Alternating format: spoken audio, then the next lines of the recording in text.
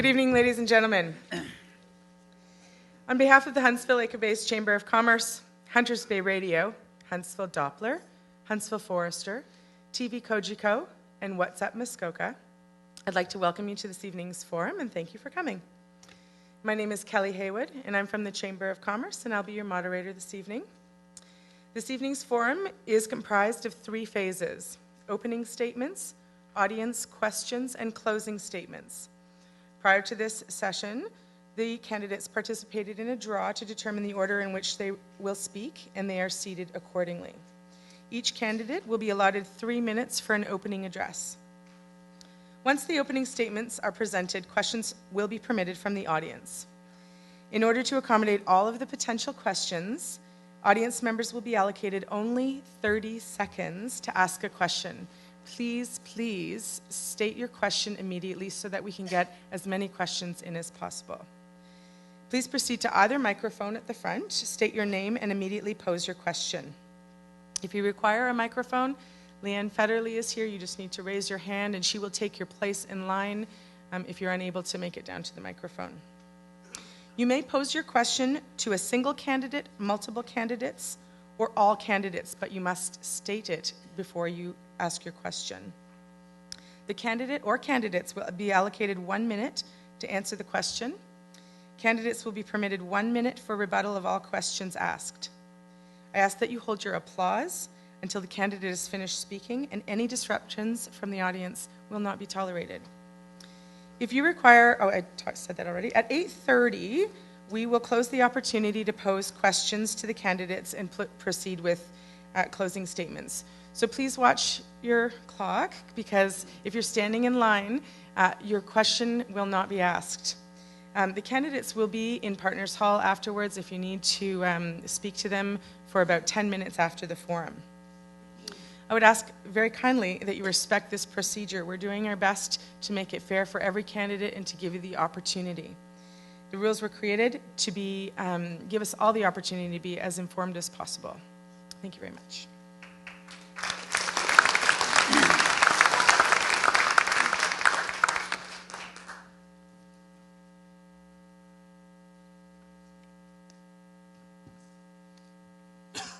Albert Gray Smith. Okay, thank you. You can proceed I think I'll start with the economy tonight. We seem to have come full circle on other things. Tonight, each of the candidates of the major parties will tell us how they plan to manage the economy. In fact, they have little or no control over the economy. Who really controls the Canadian economy? Parliament? The federal cabinet? The Bank of Canada? No, the Canadian economy is controlled by and manipulated by, for maximum profits, a cartel of large national and international monopolies, hedge funds, currency speculators, bond traders. The boards and executive management of these corporations rotate between positions in the government and the private sector. A case in point is the career of Nigel Wright. In the early 1990s, he was a rising young star in the conservative inner circle. When the Liberals under Chrétien came into power, he moved to a position in the Onyx Corporation. Now, Onyx Corporation is a private equity company that controls Air Canada, Cineplex, Odeon, Chapters Indigo. Internationally, their holdings include Boeing Aircraft, Spirit Air, auto parts, and food processing. He rose to a senior position there. When Stephen Harper came into power, Nigel Wright moved back into government, being assured of a job back at Onyx when he needed it. In the Harper PMO's office, where the real power resides, Mr. Wright became chief of staff. Following his writing of the infamous $90,000 check to cover Mr. Duffy's fraudulent expenses, he left government and was immediately invited to return to Onyx by Gerald Schwartz. He was made head of Onyx's overseas operations in London to get him out of the limelight. This situation is not unique. It occurs as a matter of course, both federally and provincially, and has from the time of John A. Macdonald. This chain must be broken so that the resources and production in Canada lie in the sovereign control of the Canadian people. This means reversing free trade deals and favoring trade on a mutually beneficial basis. This requires restricting monopoly rights. Manufacturing must become a priority, using the natural resources as a base for development, not a sell-off. A new human-centered thinking about the economy and its direction, whom it should serve, and its relation to the social and natural environment needs to come into being, depriving power to leaders such as Harper and his unprincipled neoliberal ideologues and privileged patrons. Thank you.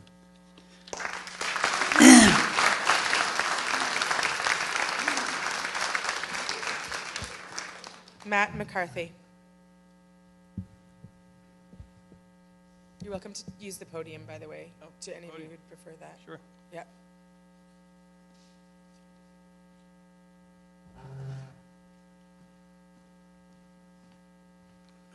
Thank you. Can you hear me? Oh, okay, all right. All right. So thank you. Thank you all for coming here. Thank you to the organizers for putting this event together. My name is Matt McCarthy, and I am proud to be here representing Tom Mulcair and the NDP. And I believe I will be a good representative for you. I'm a young professional who works as an international translator, and I have chosen to make Parry Sound Muskoka my home. And I care deeply about this community. I studied political science in both official languages at the University of Ottawa because I learned from a young age that I need to stand up for what I believe in. Coming from a close-knit family, I also understand the power of collaboration and teamwork. I chose to stand with Tom Mulcair and the NDP because of the very issues that I'm hearing in our community from our neighbors in Huntsville. I'm hearing about the challenges people are having finding a job and concerns about the 12% unemployment rate in our riding. People are worried about our environment and the lack of protection for our lakes and rivers. I've heard concerns about health care, about the economy, pensions, housing, murdered and missing Indigenous women, cuts to the CBC, and an overall sense of hopelessness. But the NDP has a well-costed plan that responds to our concerns. We will begin by asking corporations to pay their fair share so we can invest in infrastructure and communities. We will support small businesses, our largest local job creators, by cutting their tax rate so they can thrive. We pioneered public health care in Canada, and we are determined to defend it. An NDP government will increase provincial transfer payments and improve access to physicians for 5 million Canadians, and reduce the cost of prescription medicines for everyone. We will establish a national water strategy in collaboration with the provinces, the territories and municipalities and First Nations, because we understand how important a pristine environment is to our local tourism-based economy. We are going to get these promises done because Tom Mulcair has the experience, and the NDP has a solid plan for Canada's future. In Parry Sound, Muskoka, voting for the NDP is the way we can defeat Stephen Harper. I'm proud to run for a party of hope and optimism. The NDP has a long history of fighting for a decent standard of living for all people and a secure and prosperous future for our children and our youth. I'm here tonight to listen to you, and I'm looking forward to responding to your questions. Thank you.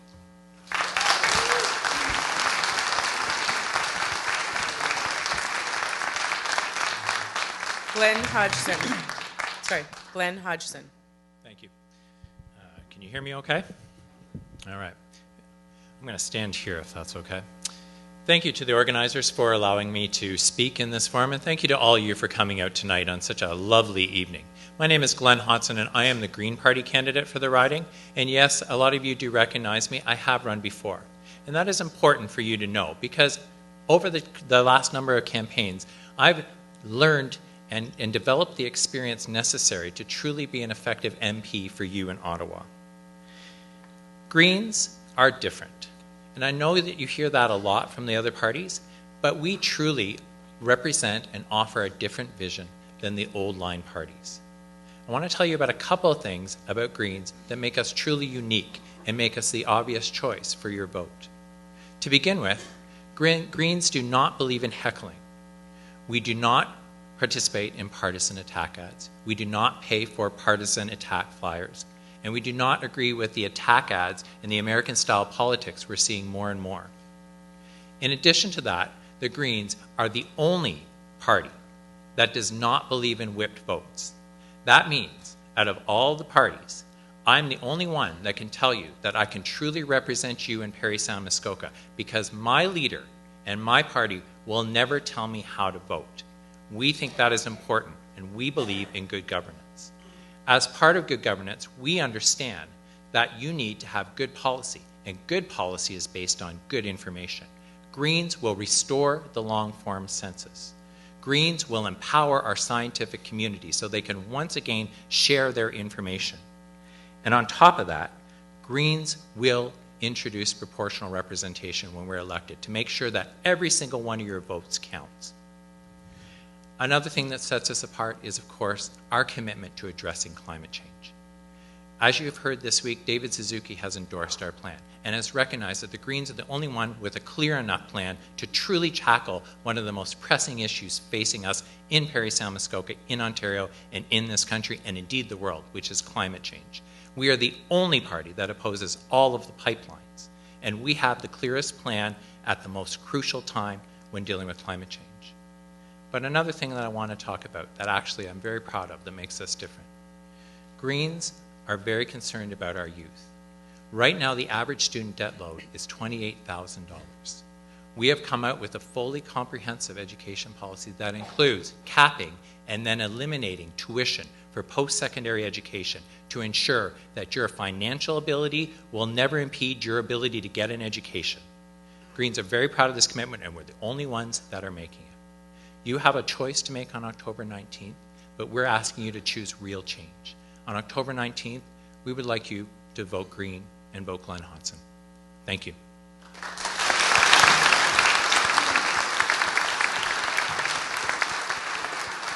Tricia Cowie.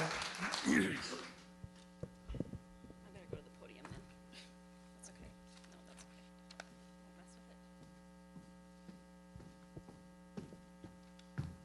Don't mess with it. Good evening, Ani. Thank you very much for being here this evening.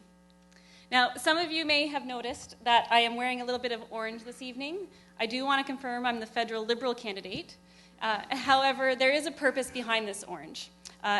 No, it's not that I'm throwing my support behind the NDP. Sorry, Matt. But today there is a national movement where we are to wear orange in support of and in honor of residential school survivors. So that is my purpose today in wearing orange. And that's particularly important to me because I am a Ojibwe woman and I'm a member of Hiawatha First Nation. Other little tidbits about myself that I think are important for you to know. I'm a lawyer. I operate my own law firm out of Bala, and most importantly, I am the mother of an 8-year-old son, Ronan. I also want you to know that throughout my life, I have been actively involved in helping a variety of marginalized groups. My law practice, for example, has been built on assisting low-income families and advocating for legal aid clients in criminal and family law matters. And since moving to the area to live full-time and operate my business, I have been actively involved in the community. I'm a board member and I'm a volunteer with numerous local organizations, and I believe that I have demonstrated commitment and enthusiasm to help build a better quality of life for our communities. And now I am ready to serve Parry Sound Muskoka in a different way, as your Member of Parliament. After a decade of Stephen Harper, Canadians' faith in government has never been lower. People here in Parry Sound Muskoka and across the country know that Ottawa is broken. We need a government that trusts Canadians. We need real change. Stephen Harper's plan and his leadership are not proven. They have failed. The NDP, unfortunately, has aligned itself a little too closely with Harper policies, and they do not represent real change.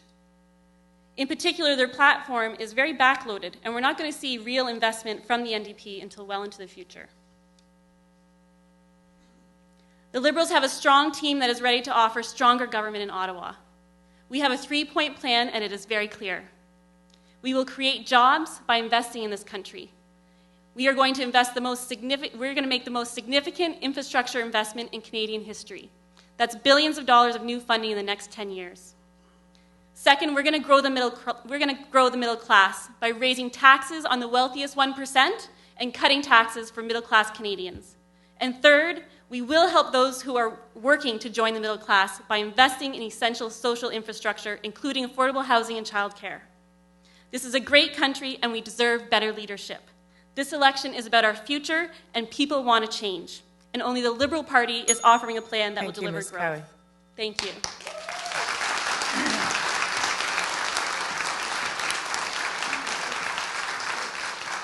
Gordy Merton.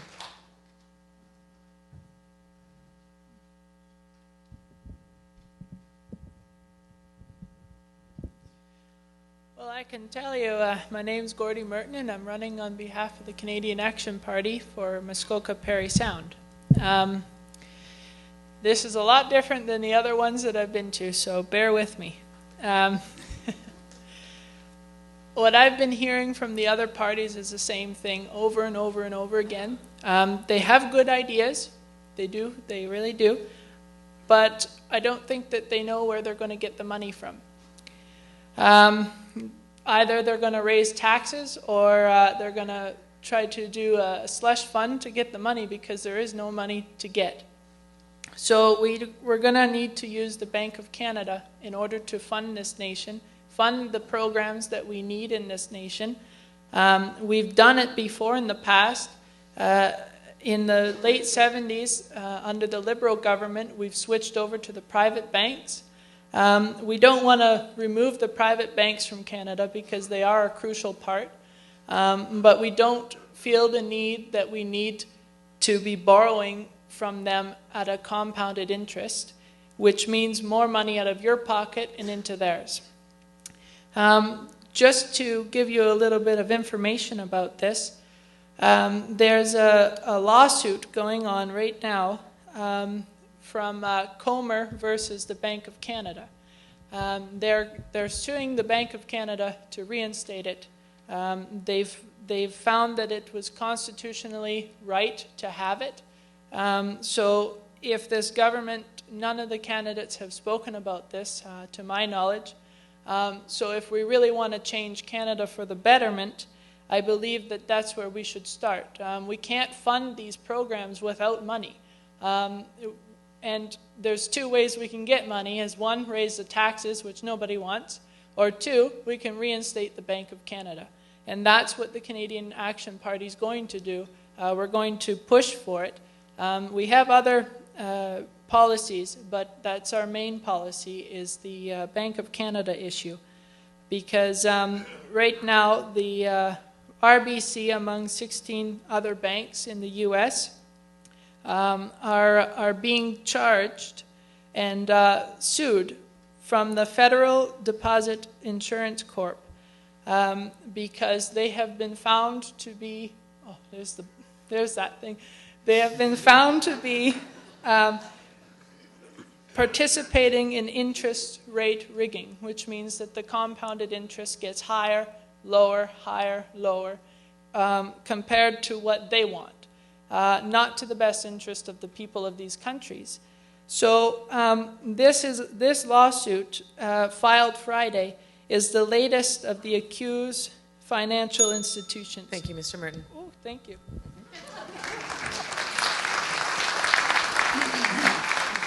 Tony Clement.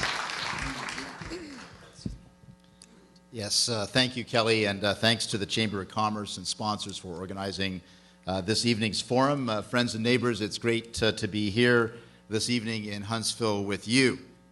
And of course, this election can be about many things, but in my opinion, this election is about who can best provide proven leadership to represent you and to get the job done for Huntsville and Parry Sound, Muskoka.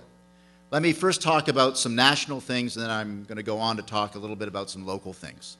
Nationally, our low tax plan for jobs and growth is working for Canada. The Auditor General confirmed recently that the federal government ran a near $2 billion surplus last fiscal year, 1 year ahead of schedule. Of course, this year, for the first 3 months, it's a $5 billion surplus. Exports are up 2.3% as of July. Canada saw 50,000 new full-time jobs in August, and just today we heard that the Canadian economy is growing for the second month in a row, defying expectations in terms of the rate of the growth. Meanwhile, we have cut taxes for seniors, families, small businesses, and we will do more. As Canada's Treasury Board President under Prime Minister Harper, I helped lead the charge on internal cost control and getting our federal departments in line to get us to balance. On security, let me tell you where I stand and where our government stands. If someone is a convicted terrorist, they should forfeit their Canadian citizenship. Full stop. If someone is applying to settle in our country, we will be compassionate, as we should be, but we should vet each and every one of them to ensure our own internal security. Now let me talk about local issues. 4 years ago, I promised to focus on local jobs and the local economy, and we have had successes in the region. We've had successes like businesses like MBRP right here in Huntsville, Belly Ice Cream, a great local startup, Muskoka Roastery exporting Muskoka roasted coffee all over the world, Loft House Forging just to the north of us, expanding their manufacturing operations. I've supported the Huntsville Festival of the Arts, Hospice Huntsville, the Senior Winter Games, Ironman, what a great success that was, and multiple youth internships here, including the Huntsville Lake of Bays Chamber of Commerce. And I've worked hard to expand our broadband network. Friends, this is a time for experience and a proven track record. The world economy remains fragile. World security requires constant vigilance. We need tested leadership to protect our borders, keep growing jobs, and help families and seniors make ends meet. With me, you receive proven leadership, experience, and results. I hope I can count on your support. Thank you.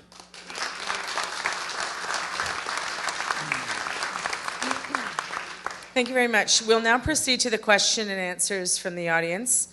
I'll remind you to state your name immediately, pose your question. First, we'll start with you. My name is Diana McConnell, and my question is for Tricia Cowie of the Liberal Party. How can I vote for a leader that is not principled? And I'm referring to Bill C-51, which will erode our civil liberties. When Justin Trudeau and his party was against the bill, and then he voted in support of the bill with Harper, how can I vote for a leader that doesn't stand on principle? Either you are for something or you're against it.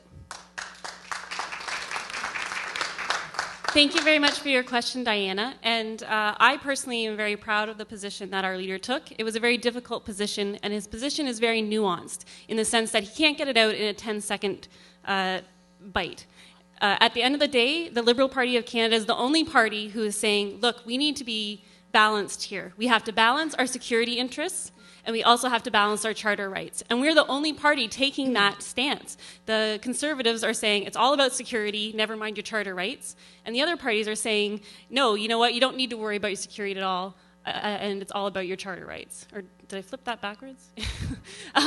You get the point. There's too many extremes happening here, and the Liberal Party is the only party offering a middle ground. So I'm supportive of the principles behind what the Liberal Party is trying to do with the bill, and there needs to be significant amendments with the bill, including oversight and a sunset clause. And we would have been able to accomplish those had the NDP actually supported us in committee, but they didn't. Thank you, Ms. Cowie. Mr. Merton? Thank you for the question. I've touched on this subject multiple times. Bill C-51 shouldn't have been passed in the first place. It's a disgrace to this country and around the world. You want to talk about the safety and then your Charter of Rights. We can have safety and our Charter of Rights. We don't need Bill C-51. We have the security forces that we need. We have police. We have a military. We don't need Bill C-51 to empower more security networks. More power. Right now, I know that there's a battle going on up in Native territory where the RCMP are threatening to arrest them on their own land because they're blocking a pipeline. You know what? That's their land. Leave it be. Don't be poking your nose in it, and don't use your security forces under Bill C-51. Thank you, Mr. Merton. Mr. Clement? Thank you. Diana, you're probably aware that I also voted for Bill C-51, as Mr. Trudeau did as well. Let me talk about the issue of charter rights and the balancing of those rights, because I think that it is important to know what Bill C-51 does and what it doesn't do. What Bill C-51 does is allows our security personnel to share information in order to interdict or prevent a terrorist attack on Canadian soil and territory. What it doesn't do, what Bill C-51 doesn't do, is allow security forces an untrammeled ability or right to snoop on any Canadian. They need a judicial warrant in order to do that, just as they need a judicial warrant now. And so I want to be clear about what C-51 does and what it doesn't do. And of course, Bill C-51 must be read and applied Thank you, Mr. in conjunction with the Charter of Rights. Thank you. Mr. Smith? Our party is dead set against Bill C-51, and we believe that the true security lies in the fight for the rights of all people, and that when people have rights, they will fight for their rights and defend them. I've spoken to several law enforcement officials, and they've told me they had all the laws they needed without Bill C-51. It was not necessary for them to do their job. Thank you. Mr. McCarthy? Bill C-51 has been opposed by the NDP from the start, and to hear the Liberal candidate tell us that it was the NDP's fault that they couldn't get their amendments in is simply preposterous. The NDP proposed over 200 amendments to this bill, and when they were rejected, we voted against it. And we are the only party that is prepared to form government and then repeal Bill C-51. This is a principled stance to make sure that we do not have to choose between our rights and our security. Mr. Hodgson? When Matt says he's the only government that would repeal it, he really needs to read my platform. This actually leads to a question. What do Jean Chrétien, Paul Martin, Joe Clark, and Elizabeth May all have in common? The answer, of course, is they all came out very clearly against Bill C-51. Elizabeth May provided the quickest, most vigorous opposition to this bill right from the start. She read it, she knew what it meant, and she knew how dangerous it was. So we, the Greens, were the first off the block in opposing this right from the beginning. We recognized how dangerous it was. And the danger comes from not just the bill itself, but also what is a terrorist under this bill becomes very unclear. And I'm afraid that a lot of people who are citizens, who are actively engaged in a lot of things that they're very concerned about, like protesting pipelines, could fall under the guise of terrorism under this bill. And I hate to see what would happen after that. The other problem is it has such a clear lack of oversight in terms of how it's being Thank you, Mr. Hodgson. carried out. Take our next question. Don't I get to rebut? Yes, sorry. Yeah. Thank Sorry, you. Ms. Sorry, Cowie has so- a chance for rebuttal. Go ahead. So I'd like to start off with saying terrorism is something that we're dealing with, and it's constantly morphing. So we've seen it change from anthrax and envelopes to people using airplanes to people traveling overseas to join. Essentially, it's a morphing, it's transient, and it's always changing. And we're either going to try and keep up with it or stay ahead of it in best case scenarios, or we're going to be stuck behind. The tools that are in Bill C-51 we didn't want to lose. So something like sharing information is incredibly important between government departments. There are some useful things that were in that bill.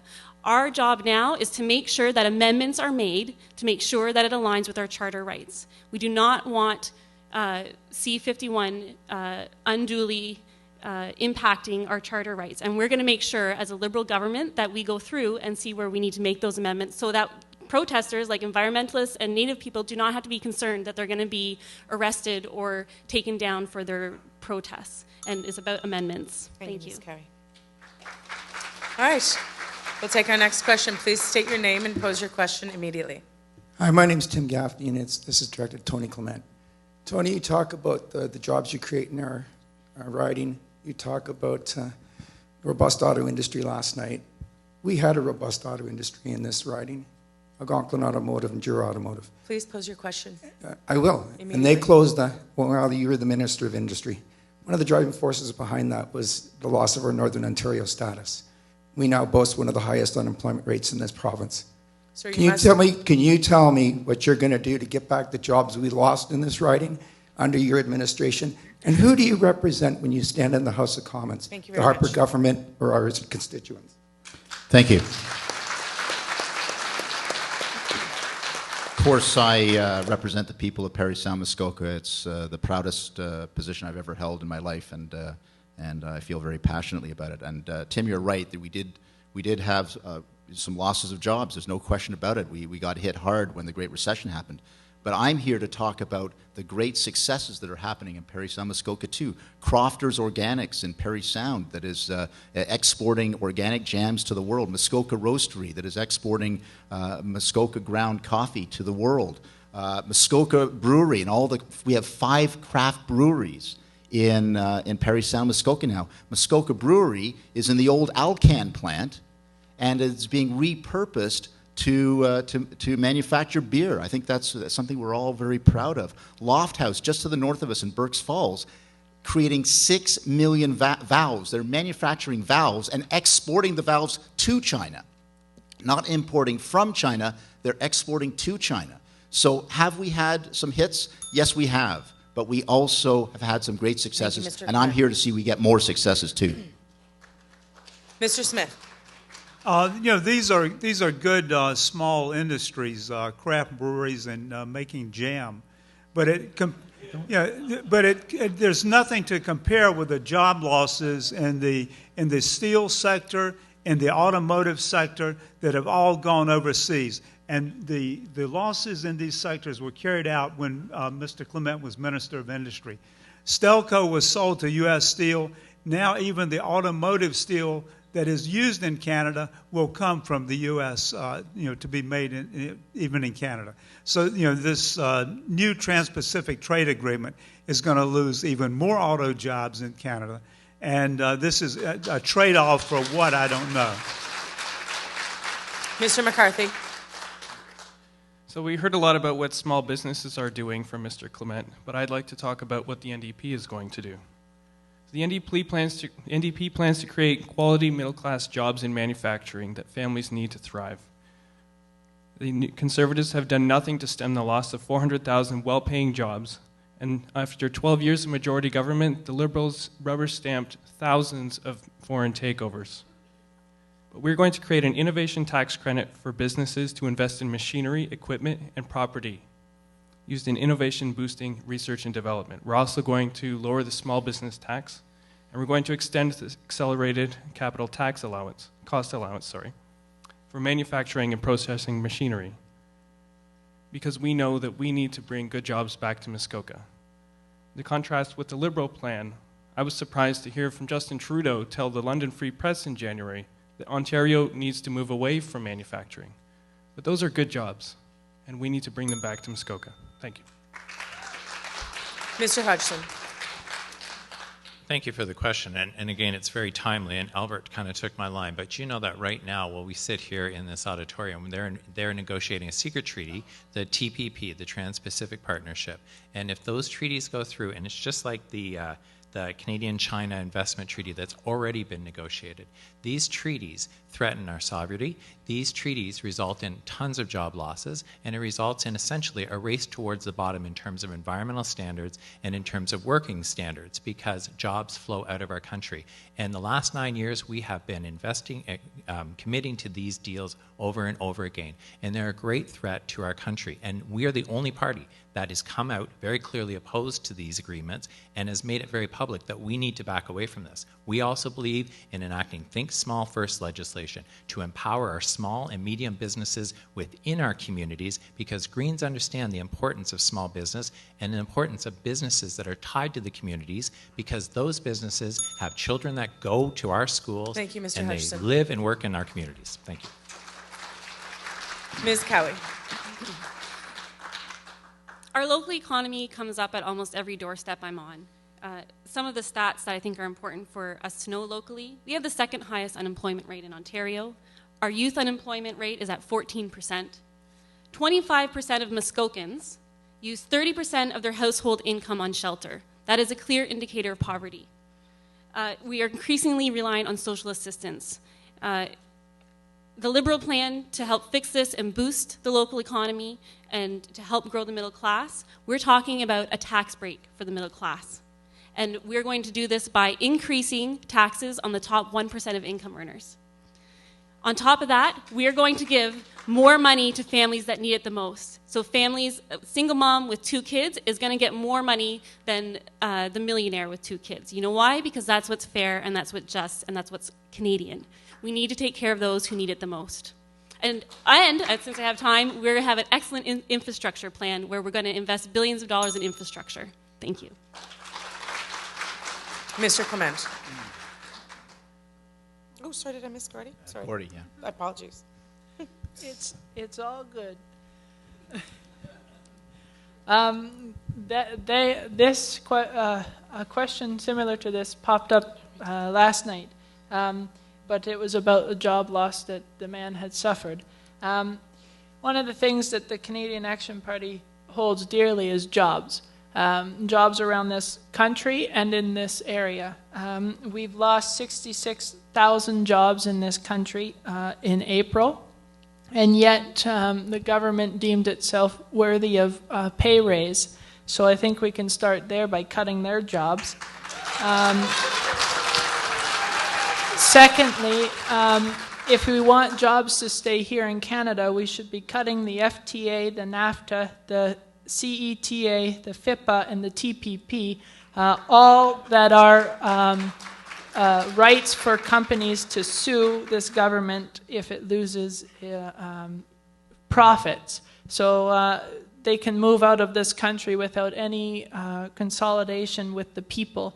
Time out. Mr. Clement. Firstly, you'll never hear me sneer at any job that's a full-time job in our community. I don't care whether you're making jam or car parts. Every job is a valuable job in our community, and I'm proud of every full-time job we have in this community. Since the Great Recession, the country has seen a growth of 1.3 million net new jobs, 80% of them full-time, 2/3 of them in highly skilled sectors. And what we propose to do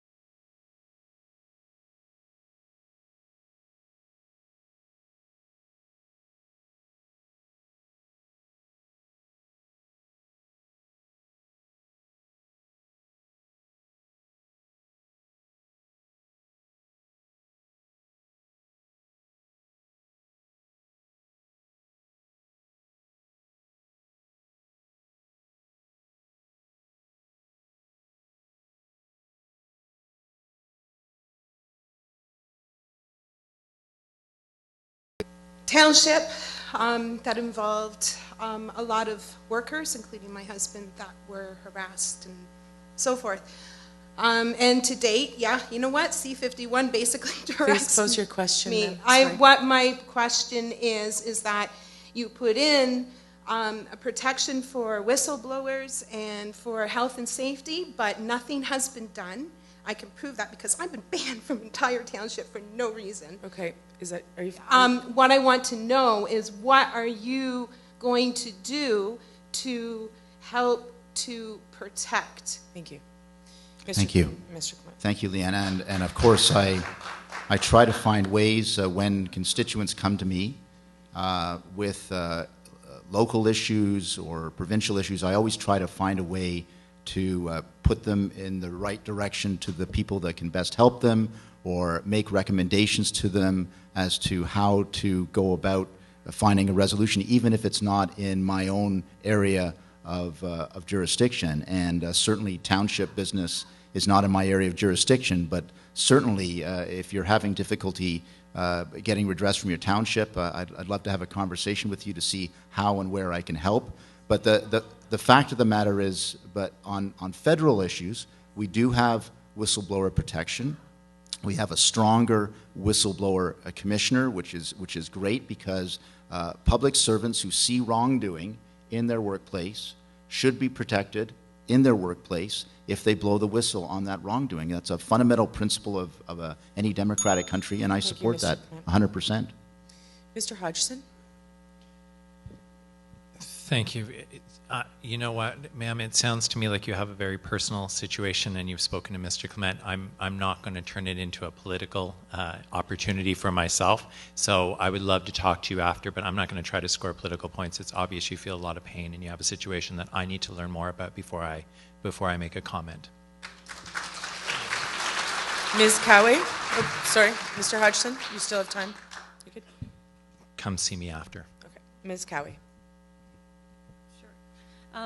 I would follow along the same lines as Glenn. The only thing that I would add is with regard to, and where I would put in a little bit of a plug for the Liberal Party, is part of what we're trying to do is have more of a conversation with the public. And one of the things that we want to do is say, look, bring your ideas to us in a more direct way, and we're looking to use technology in a way to do that. I think the Liberal Party is the only one saying, you know, we need to have that conversation with Canadians, and certainly it sounds like you need to have a conversation that you need to have with your MP to take seriously. Thank you. Mr. Merton? I'm probably going to repeat, but yeah, I'd like you to come and talk to me afterwards as well, because I want to learn more. But I can tell you that my position on the subject, more broader, is that we need to protect the civilian populations from these things. And the only thing we can do is by getting out there, speaking to people, holding public forums such as this, but not on a debate, but rather where people can come and talk to your member of parliament with an open mic, or even off to the side, and that they can address the issues that are local, and then we can address and assess them if they're to do with any federal law that we can help. And to touch on the personal subject is that I can feel where you're coming from. So don't worry, you're not struggling alone. Mr. Smith? A whistleblower legislation is an empty promise unless it's followed through with. And I think this is something that, you know, you go through all the channels you can, and then when you're through with those channels, then you come through the political channels, and I think that's the right thing to do. Mr. McCarthy? Yeah, I believe we should be encouraging people to speak the truth. We need to protect someone who's going to stand up to power. And I just personally believe in that principle, and that if this is a matter that needs to be dealt with, then I would be happy to work with you to make sure that the proper outcome is reached. If we can help you, I would love to. Thank you. Mr. Clement?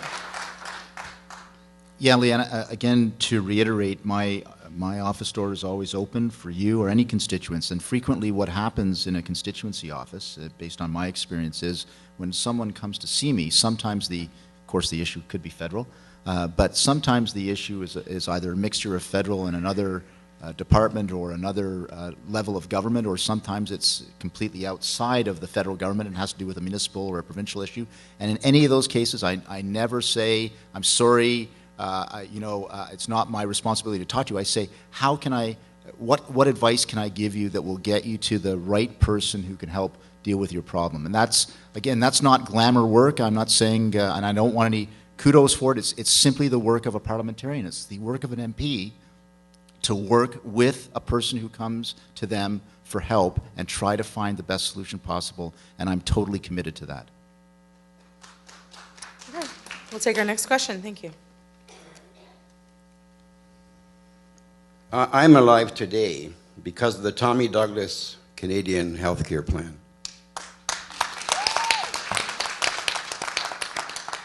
The Globe and Mail recently revealed that in 2017, the Harper government will slash transfer payments to healthcare by $36 billion over 10 years.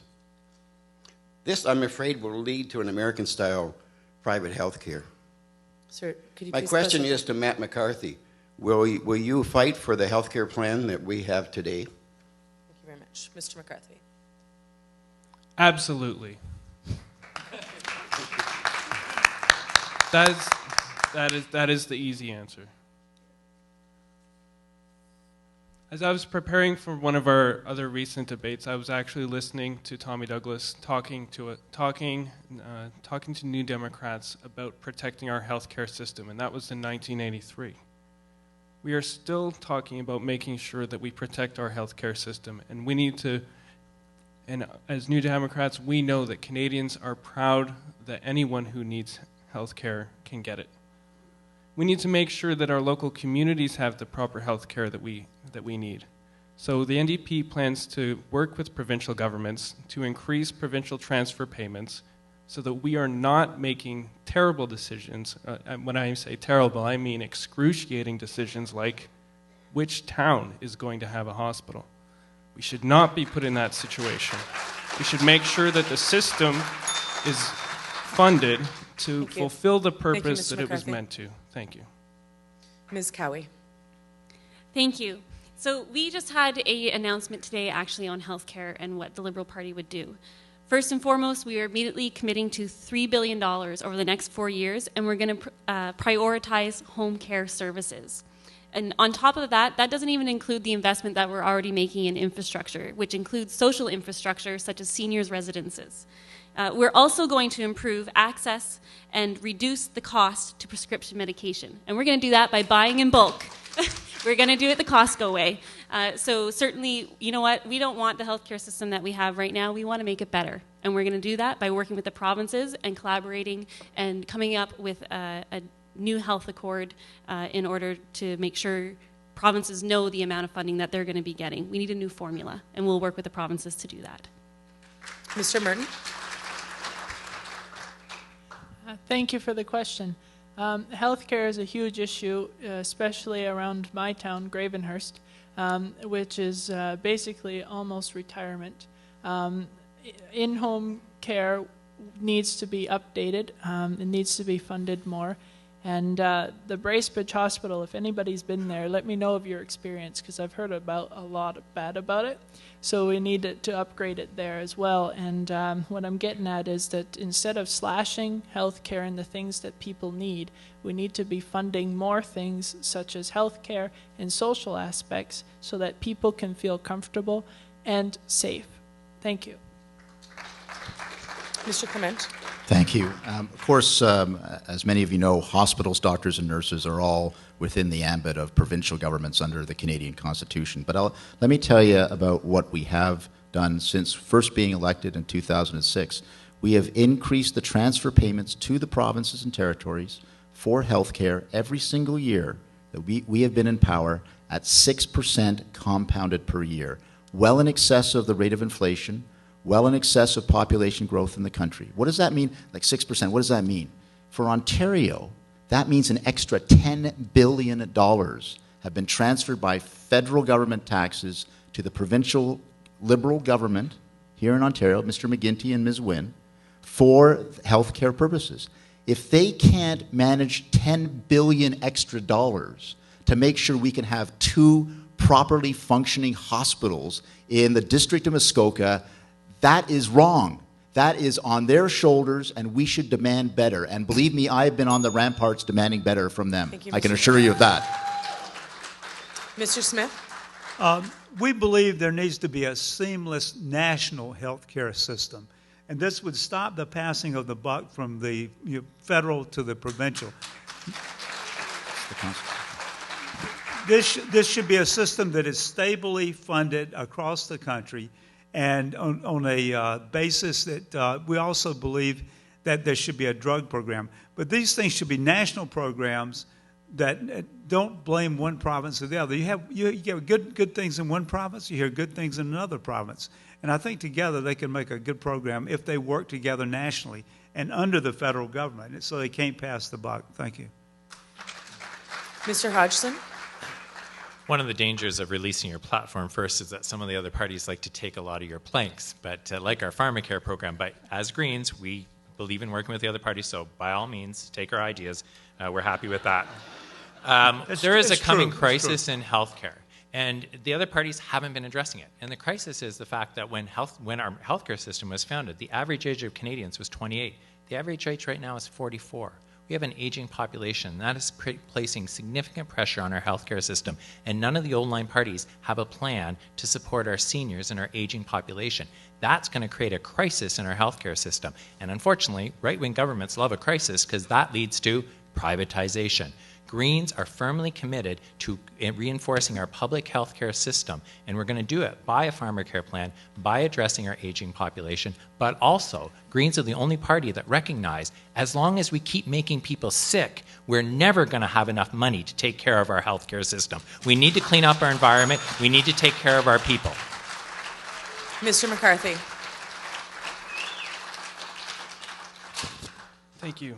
What I've heard from Mr. Clement on healthcare funding and how it relates to local hospital issues is that the federal government will cut away and that the province will somehow find a way to fund the local hospitals. And I have to admit, it sounds an awful lot like Justin Trudeau telling us that the budget will balance itself.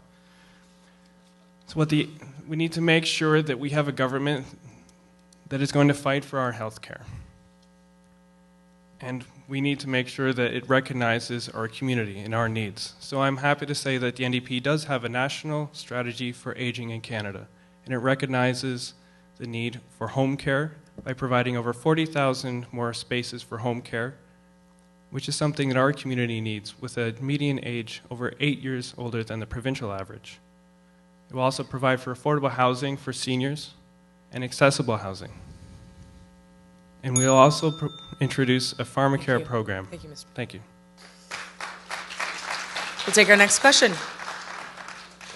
Hi there, David Suzuki, quote here. Any politician or scientist who tells you GMOs are safe is either very stupid or lying. At least 12 countries have banned GMOs. Let's go with Mr. Clement. As a senior cabinet minister, why don't we have GMO labeling in Canada? Don't we have the right to know? Thank you very much. Mr. Clement? Well, Jim, it's always good to talk to you. Good to see you again. And I'd be very happy to talk about our policy on agricultural issues, which now I know there's going to be a bit of a reaction. It's based on science. I know that's, I know. Come on, get it all out of your systems. It's okay.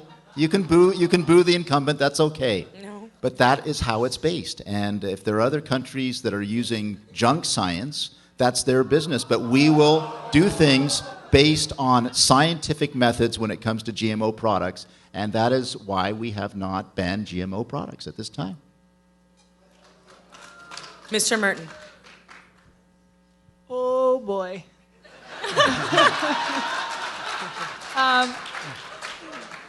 The issue with GMOs is a very hot topic with everybody, but number one is that we do need to ban GMOs completely. GMOs cause health problems. Everybody knows that, right? Yeah, okay. And it also causes land problems within the soil as well. Russia, France, and Germany have all banned GMOs. If the leading powers in this world have banned GMOs, I think it's time that we should reopen that and take a look. The position from the Canadian Action Party is there will be no chemicals in our food if it's up to us. We need to have fresh food, fresh on the table, fresh from the market, and fresh from the earth. Thank you. Mr. Smith? Yes, on the GMOs, this is something, again, it's right in there with cloud seeding and the topics we had last night. That it seems like a no-brainer. And there was a saying, and it may be a green saying, that if your grandmother wouldn't recognize it, don't eat it. Yeah. Mr. McCarthy?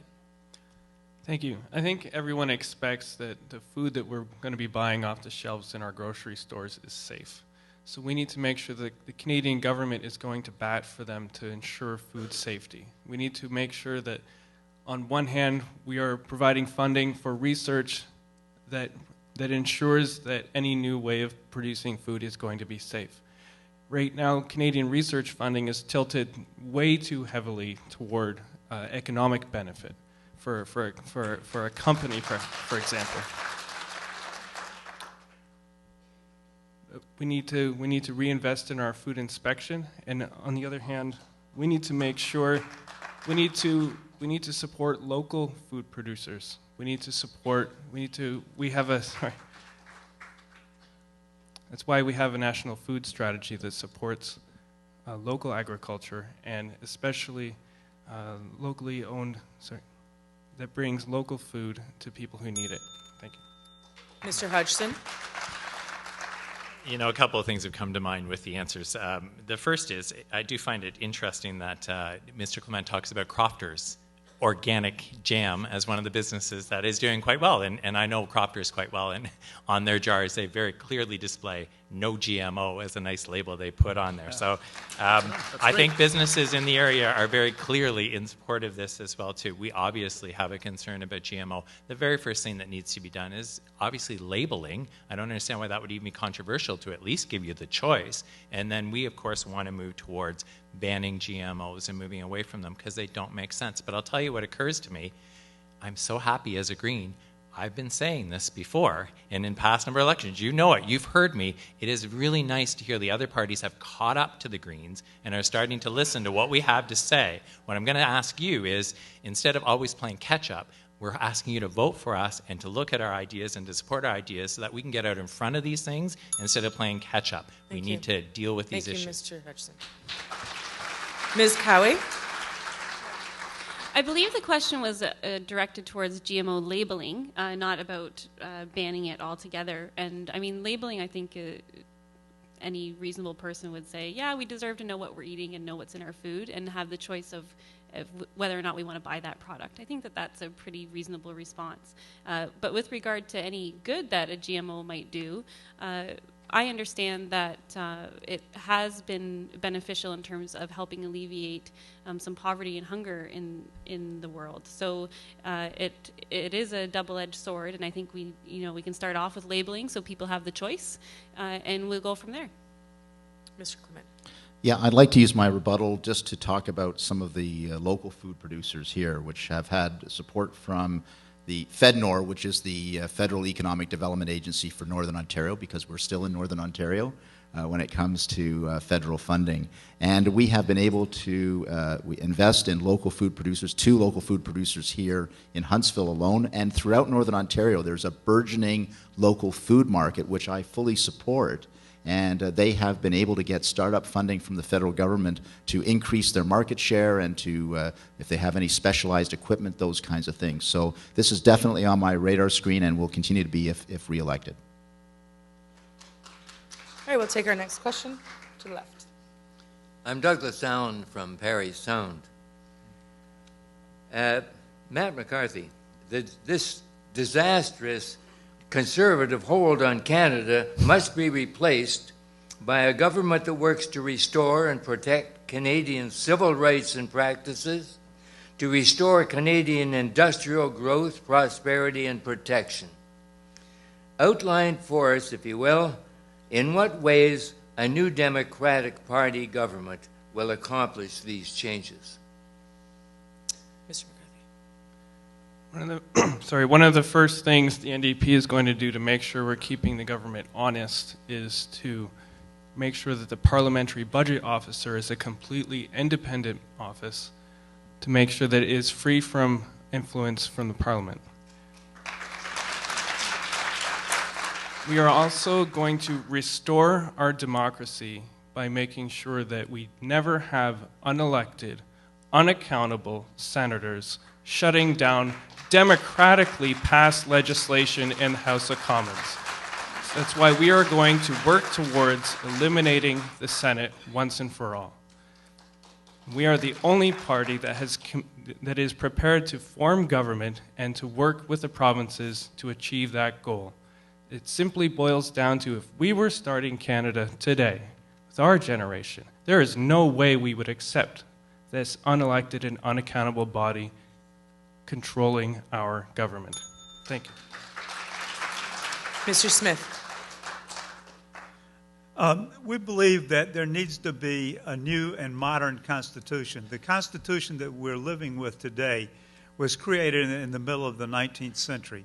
This is the 21st century, and there are vestiges of privilege written directly into the old Constitution.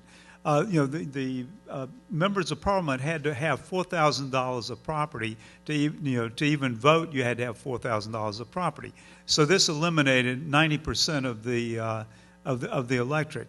The Senate was put in because it was a North American equivalent of the House of Lords. Because the founders didn't actually trust democracy. They wanted to be, they call it a sober second thought. No, it's not really that anymore. It's a blocking of the democratic will, and that must be gotten rid of. Mr. Hodgson. You know, it frustrates me when bad politicians do bad things that reflect poorly upon our political institutions and our Constitution. So I guess I don't agree that we need a new Constitution or to change everything in it. I'm very proud of this country. I'm very proud of our government. I'm very proud of what happens in Ottawa, or at least I was, until I've seen what's been happening recently. The Senate is a good example. The Senate is not brand new. The Senate was founded with very clear reasons and very clear goals. But by turning it into a partisan body and by appointing senators that are spending money left, right, and center and breaking the law, now people question the validity of the Senate. I get that, but I don't think you throw out the Senate because you have some bad senators. What Greens propose to do is bringing that question back to the people. We're going to propose a possible model to reform the Senate, or you can abolish the Senate. And then we'll take it to the people so that you can decide in a referendum. I'm not going to tell you that we should take down a political institution that's existed for over 100 years because of some things that have gone on now. You get to decide. Thank you, Mr. Hodgson. Ms. Cowie? Thank you. So the idea of abolishing the Senate is not something that we should be focused on right now in Canada. We have much larger problems in terms of the economy and our environmental trajectory.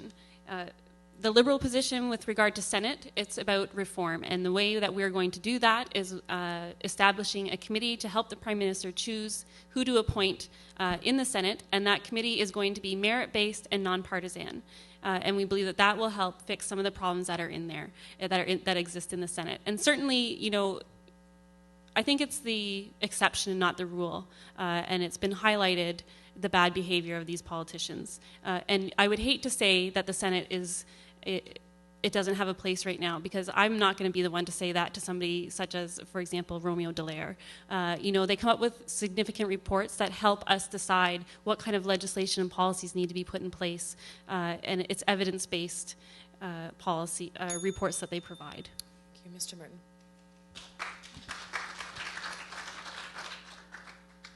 That's a good question. About the Senate, all the senators have been appointed. There have been no publicly voted in senators, so that needs to change. All 100% should be voted in by the people. And to restore the democracy, the Canadian Action Party decided that it would be best to assert the authority of the people through a direct democracy where everybody can vote on what they want, and to eliminate the corporate leashes on the politicians which are within the House of Commons and the senators. We also feel that in order to properly reinstate democracy, we also have to get back our sovereignty from the free trade agreements. So no more free trade, but rather fair trade. And we also need to take hold... Oh, time out. Mr. Clement. Just on the Senate, this is kind of bizarre, but Albert and I kind of agree, and I believe that the Senate is a 19th century institution trying to be relevant in the 21st century, and it either has to be reformed massively or be abolished, and that's certainly the position I feel from when I go door to door as well. Doug, you also mentioned industrial growth, and I do want to touch on that because we have been very supportive of the auto sector, the aerospace sector, the IT sector, and in fact there's been a large growth in our manufacturing sector with the 1.3 million net new jobs since the 2008 recession. But one of the ways that job growth has happened is through free trade. We are a trading nation. Our industrial sector can compete with the world and win. And if we start closing these doors to trade, we will lose jobs, we will lose opportunity, we will lose economic growth, and we will be a backwater. And that's not the way Canadians think. We want to be competitors throughout the world, and we can be. Mr. McCarthy. Mr. Clement, if you want to talk about trade while we're talking, having a discussion about restoring our faith in government, then I would take this opportunity to point out that there is a new rule right now that was inserted shortly before this election began that stated that a government would now be allowed to continue negotiating a trade deal in the middle of an election when we do not even know who the government will be on October 20th.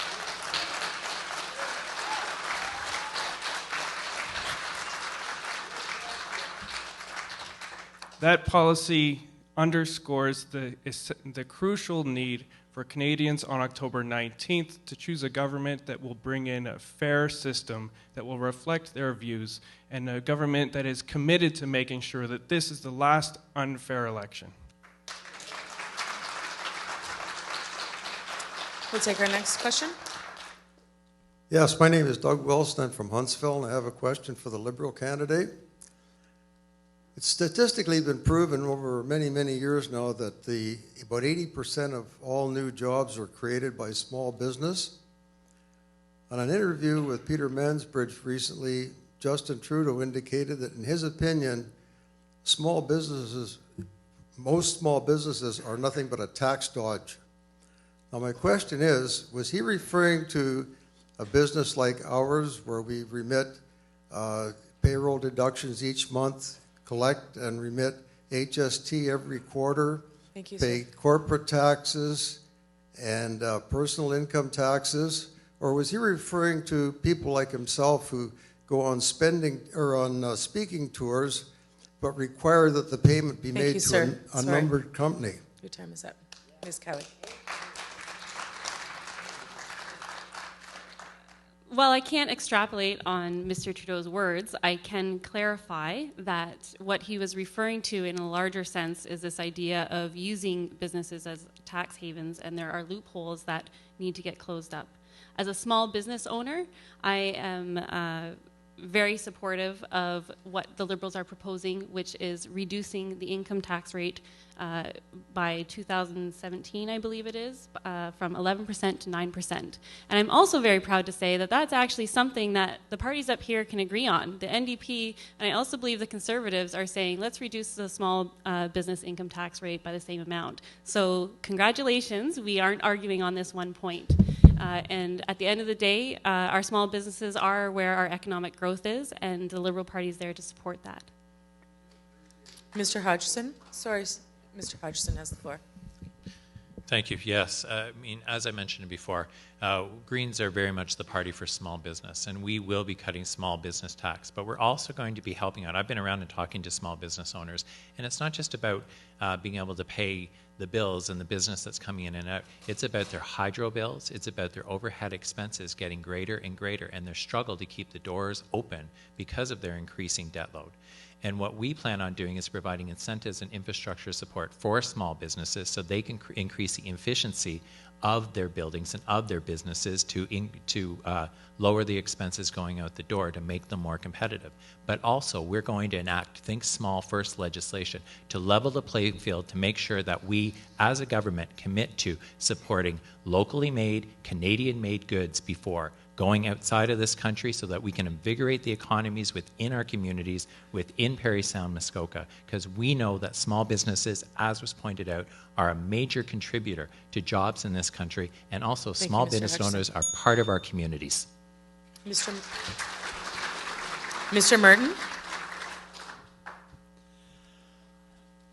Thank you for the question. I don't know what Mr. Trudeau was thinking because I don't know. It's hard to determine. However, that statistic is very powerful because it shows the small growth that leads to a bigger growth. Small businesses are hurting. On the way here, I was speaking to the taxi driver who was driving me. And so she had told me about how her profits are going back to the government through the tax. We need to eliminate the income tax so that the money will stay there through laugh, that's okay. Also the small business tax needs to be lowered and to a sufficient amount so that it doesn't harm the pockets or the profits of the small businesses. And we also need to do more promotion for healthier businesses to come in and to so that time out. Mr. Clement. Yeah, Doug, I heard about that comment of Mr. Trudeau. I was very disappointed in it to say that the majority of small businesses are tax dodges. I don't think is accurate or fair.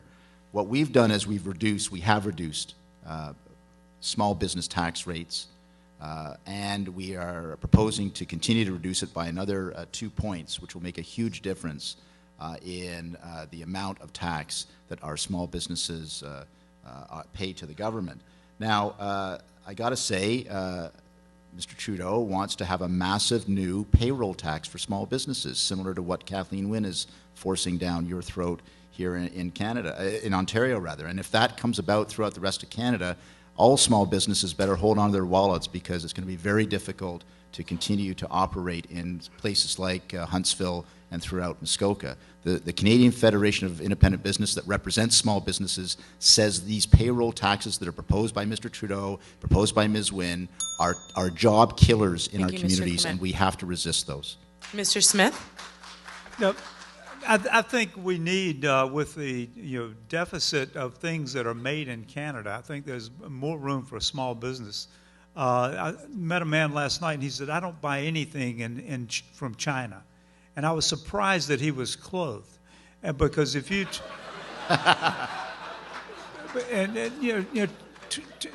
20 years ago, my wife went into a shoe store and was trying to buy some shoes made in Canada for our son, and the guy was really frustrated. He said, "Look, lady, every shoe in here was made in Korea." But I think that's the opportunity we have here. So many jobs have gone that I think if we make things in Canada and buy them in Canada and keep them in Canada, that's the way we can grow. And the large corporations are gone. They're selling more GM cars in China now than they are selling in North America. So we've got to start over in Canada and build an economy based on things made here. And that doesn't answer your question, but Mr. McCarthy. I have to say I was surprised by that statement as well. Not just because of what he was saying about small businesses, but because I don't think he understood that that's how his statement would be received. I think we need a leader who knows what he's talking about. who has a principled experience to lead Canada. And I believe Tom Mulcair is going to be that leader. But more importantly, and on the issue of small business, we need consistent support for small businesses, which is why I was surprised when the NDP introduced, I was proud of the NDP for introducing the motion earlier this year to reduce the small business tax, but I was surprised that Tony Clement voted against it simply because it came from the NDP. We need to work together to support our businesses. Thank you. Ms. Cowie. One thing I want to get to right now is, in my opening speech, I was talking about nasty and divisive approaches. And I think that that's very apparent right here when we're attacking Mr. Trudeau. I encourage all of you, number one, to watch the video about the budget will balance itself, for example. Watch that in context, and don't take it out of context. Watch it in context and watch it make sense. And also with regard to the clip with the small business comment, I encourage you to watch that as well. And at the end of the day, I don't appreciate the nasty and divisive approaches, and I'm looking forward to changing that. With regard to the comment on the payroll tax, that it's not a payroll tax. Investing in CPP, we're talking about investing in your future, in your retirement, and giving you a dignified retirement.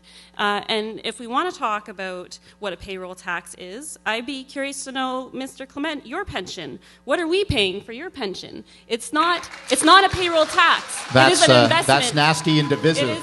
That's nasty and divisive, Tricia. Mr. Clement. No, apologize. It's an Ms. Cowie investment. has the floor. It's Please. an investment. Thank you. All right, we'll be taking just 2 more questions, and we'll take one from the left and one from the right. We'll start with you, sir. My name is Gary Handy, and I'm from Huntsville. The question is to Tricia Cowie for the Liberal Party.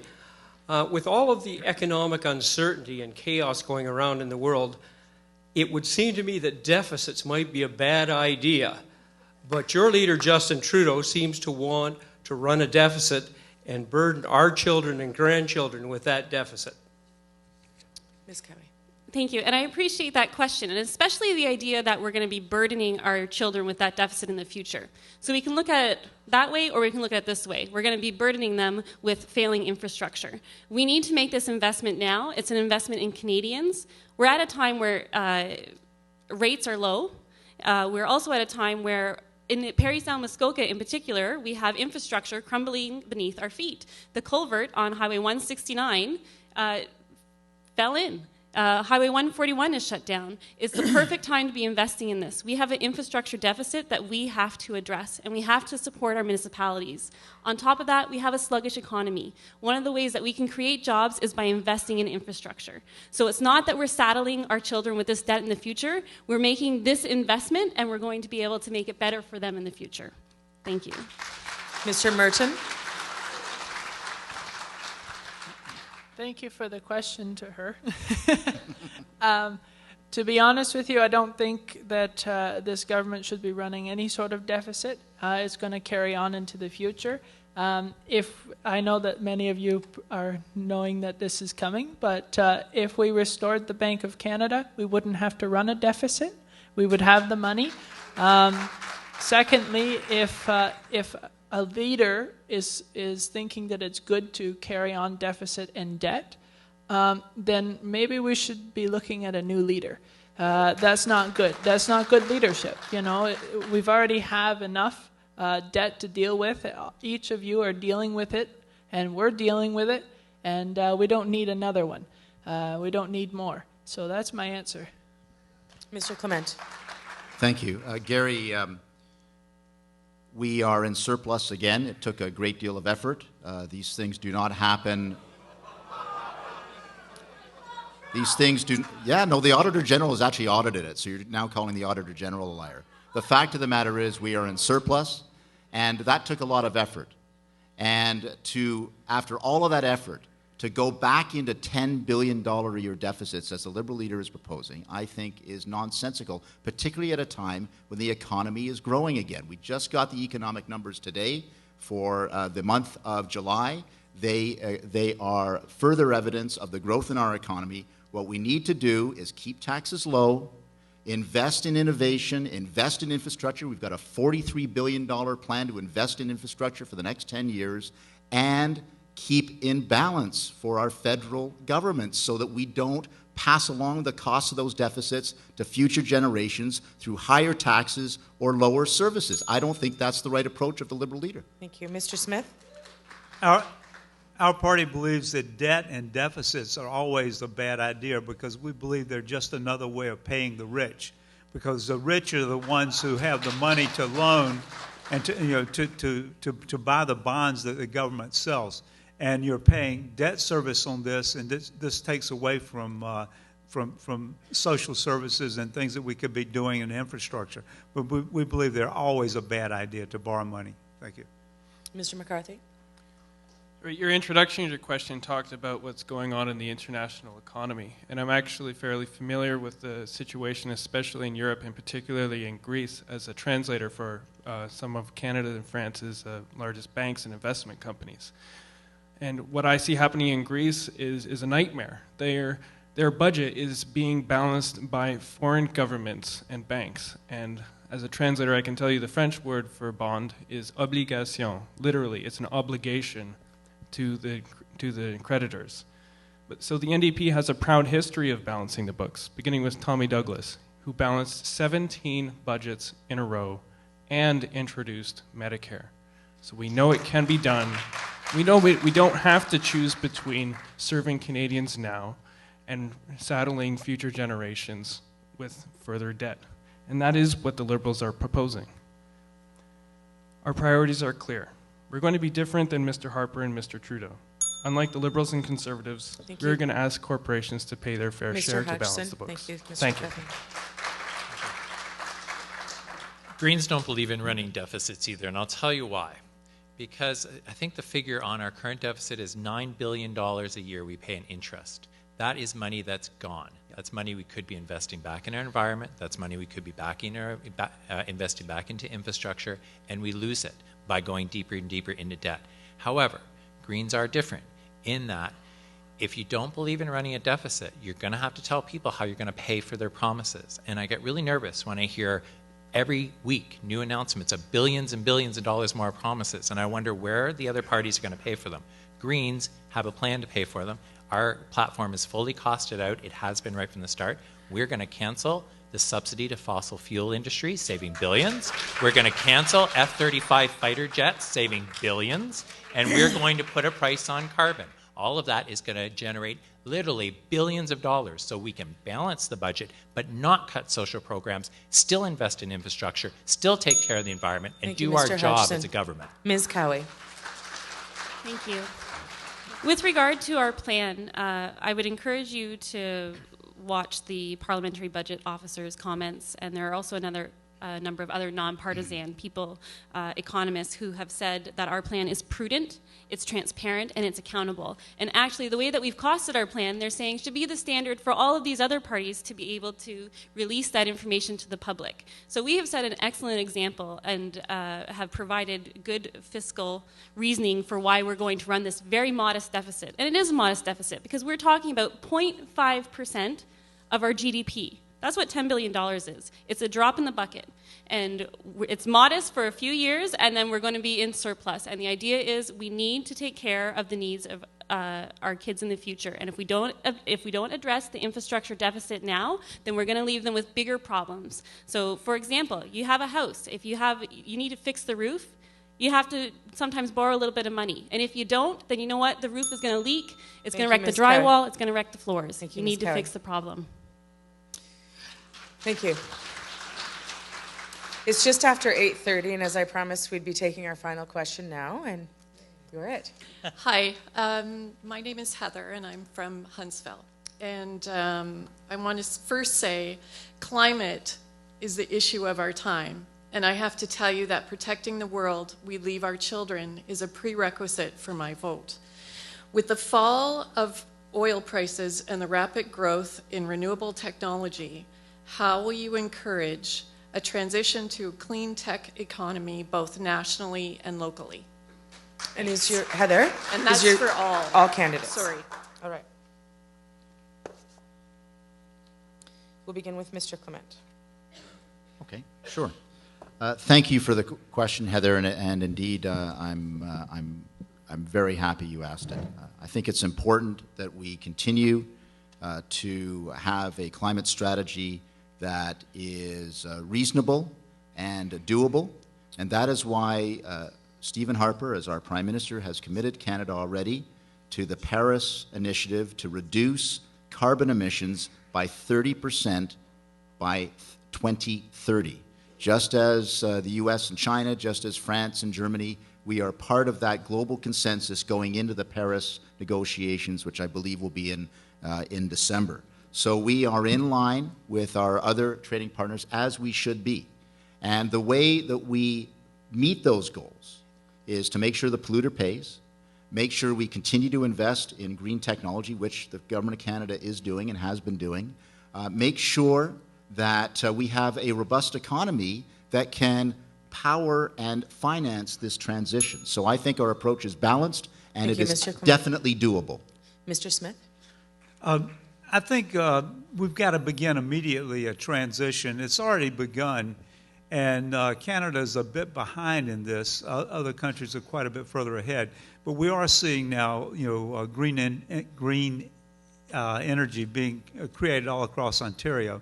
The windmills are all through southern Ontario, along the Bruce Peninsula, and they've now started up at Henley Inlet. But this started in Norway probably 20 or 30 years ago. They took the oil money from the North Sea oil, and they turned that into electrifying the entire country. Everything there is run on electricity now. They don't burn the oil in their country. They turn it into to hydro, and they also have hydroelectricity as well. But I think this is the kind of transition could be made. But they used the money from their oil because they had nationalized their oil. The oil belonged to them. They have a $400 billion trust fund. Alberta is broke, and this is what should be done. Mr. McCarthy? The NDP is committed to making sure that we transition to an economy that is in balance with our environment. But we need to make sure that that transition works. So we're going to start by removing subsidies from oil companies that don't need it. And we are going to invest in clean technology. If people might not be aware, but clean energy technology in particular, has been available in Muskoka for quite some time now, more than 100 years since the first hydroelectric plant was built here. So we have a long history here, and Canada has a long history. We have some of the world's top engineers, some of the top minds, and one of the world's strongest workforces to bring new ideas to clean energy, to make sure that this new industry that is simply taking off around the world, that we are at the forefront of it. We are going to make sure that Canada has concrete targets for climate emissions, and we're going to make sure that each province has a plan to meet them. Mr. Hodgson? Thank you. Please don't tell me that you believe that our current Conservative government is one of the leaders in addressing climate change, because I have held my tongue, and Greens believe in doing that, but I can't. I appreciate the applause. I'm going to run out of time, but I just can't hold my tongue there. You know that that's not true. The fact is, all the other old line parties, regardless of what they say in terms of the climate change plan, they are all in favor of building pipelines. And those pipelines are going to bring tar sands oil out of the ground and going to send them to markets which are going to increase carbon emissions. If you're in favor of pipelines, then your carbon plan or your climate change plan is not going to cut it. We need to put a price on carbon. The time has come, and we need to work with the provinces. Some have different plans, but if we work with the provinces and we put a price on carbon, we can start addressing climate change seriously. Our plan has been endorsed by David Suzuki. I think you know that David Suzuki knows what he's talking about. He looked at the other party's platform, and he said the Greens are the only one that have a comprehensive plan to address this issue. Ms. Cowie? Thank you. So part of our infrastructure announcement is also goes to green infrastructure. So part of that $20 billion that we're promising is going to go to green infrastructure. In particular, the Liberal Party as well is saying we are going to phase out fossil fuel subsidies, and we're going to invest that money in green technology and research and innovation. We're also looking at creating green jobs for our youth by making spaces available in our parks as guides.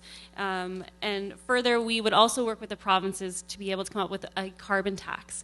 It would be tax neutral, and it's something that would have to be developed in conjunction with the provinces, and we'd use the evidence that we can get from the other provinces who already have a carbon tax, and we can use the best practices in that regard and to come up with a national framework. Thank you.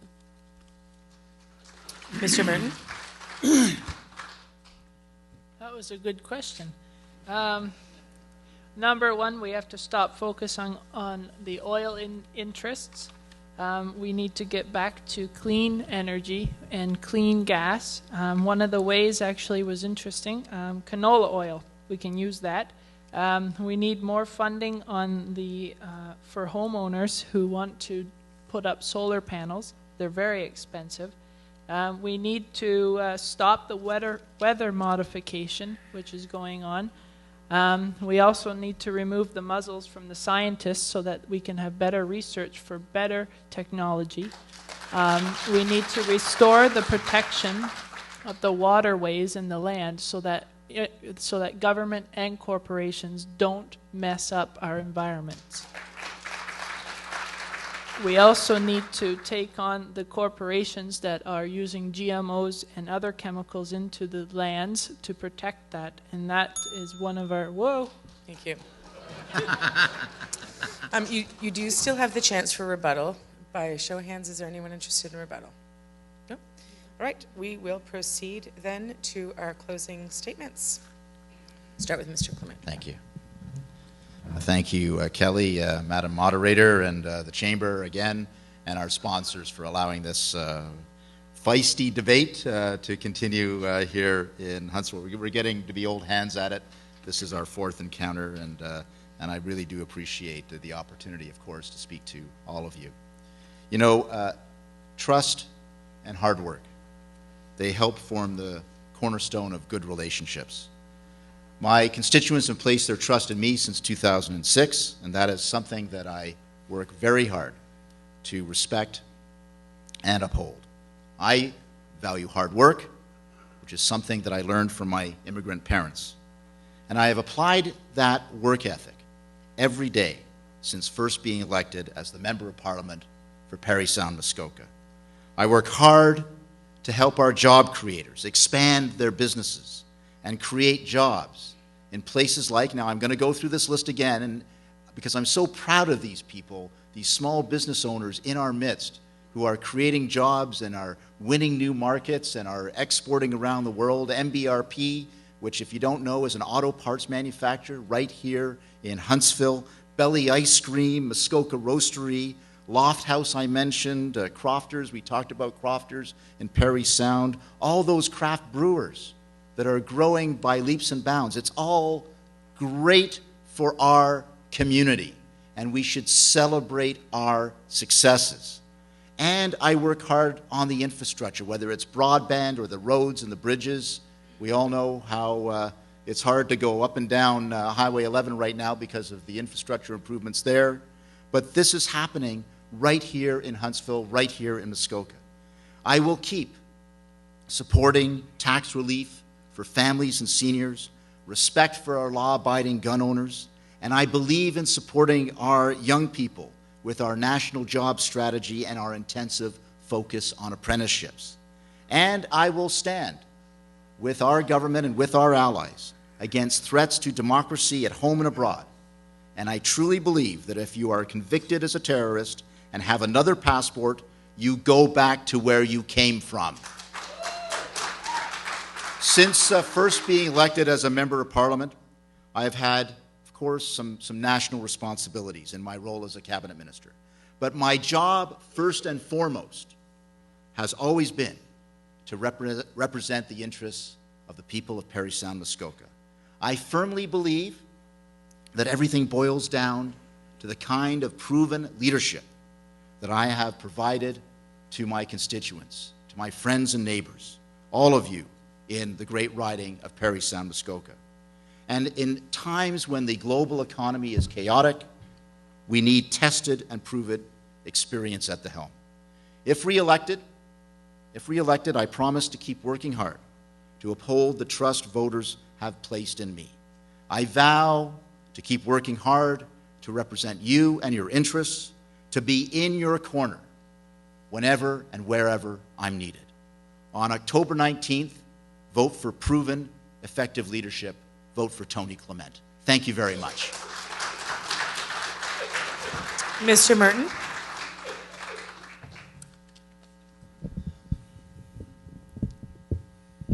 There we go. What a debate this has been tonight. A couple of things that I wanted to mention on my closing statement was that every debate, it seems like we say the same things over and over again, just different times. And I'm kind of sick of it. I know that you probably are. And number one, I'm going to make this pretty cut and dry. Number one, if you've cast your vote on the 19th and you vote for me and you vote me in, I'm going to fight to kill the bill C-51. That's number one. There will be no repeal. There will be a complete elimination. A fight for our future, for the youth to have a tuition-free future so that there won't be any costs to go to school. To restore the people's voice in democracy, which is very dear to me. We need to hold more public forums, more votes on the things that matter, such as health care, because that's a big boiling pot of oil. We also need to fight for a better, cleaner future, which the Green Party has claimed that they're the first one to present, which I congratulate you on. But other parties have other ideas as well, and we need to work together for that future, for the environment. Other things we can disagree on, but the environment should not be one of them. We also need to make sure that families and seniors can live comfortably. I know that in this area it's very hard, in the winter especially. So we need to look into more ideas and technology to help these people. Mainly, my point for the youth is mainly that we also need to collaborate across the country on ideas on how to to push them forward into a future where they can get a job. And that's number one on our list, is jobs. They're not here anymore. They're overseas. We need to cancel the free trade agreements. I know Tony has said that that's what brought things into the country, but that's what's also bringing things out and causing more problems for the government. We need to cut the leashes for the corporates. And number one is Monsanto. We need to kick them out if they're not willing to abide by the rules.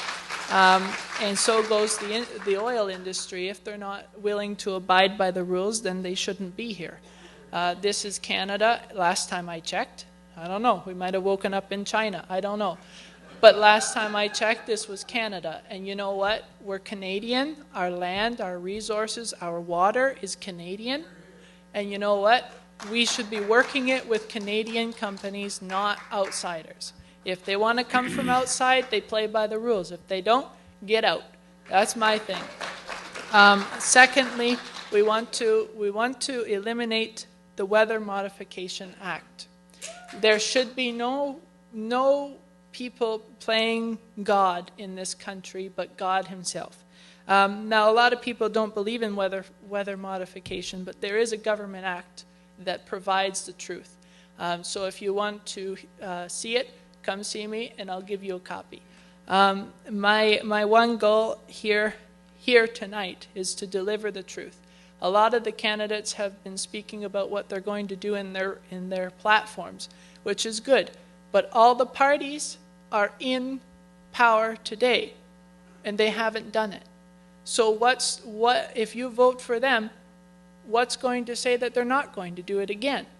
They're already in power. They should be working towards these things. I'm not in power. My party hasn't been in power yet, so why not give us a chance? So that's my closing statement. Thank you.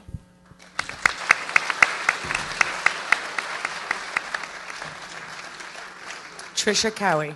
May I use the podium? Yeah, absolutely.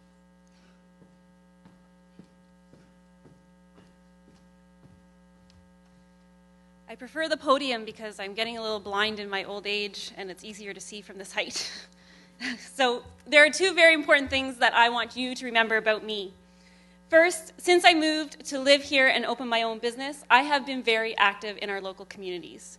I have continued to do the things that I've always done, which is actively support and help marginalized groups. I strongly believe in the importance of people working together to help build our communities up. Second, I believe that I can bring a much greater diversity to Ottawa. I believe I can also provide positive alternatives to what Stephen Harper has to offer. I am not your typical politician, but I also do not believe that the current political leadership approach is working. One clear example, Mr. Harper and I have different perspectives on how you treat people who have diverse interests from your own. He and his party should not have spent the last 10 years virtually ignoring segments of the Canadian population who don't always agree with the Conservative way. The significant groups of people in this country who have been continuously ignored by the Harper government are youth, Aboriginals, the LGBTQ community, veterans, women. He won't even debate our issues. We need to come together and bring about the change that we need in Ottawa. Open and transparent government should not be a forgotten election promise. Leadership should not be about nasty and divisive approaches. We need to do things differently, and I believe that I can make a significant contribution to that effort. As we heard this week, under a Liberal government, Canada will return to its role as a constructive, valued partner within the broader international community. We need to start a new conversation in Canada, one that represents a respectful dialogue between governments and Canadians, one that positions Canada to be competitive in the global economy and focused on reducing greenhouse gas emissions, one that reflects the best of who we are and shows it to the world. Now let me tell you about my priorities based on what I have been hearing from people across the riding over the past several months. First, I will be focused on creating more local jobs and building the local economy. We need to be sure that there is a fair opportunity for the middle class to get ahead and for people to become part of that middle class. We need to focus government spending in key sectors.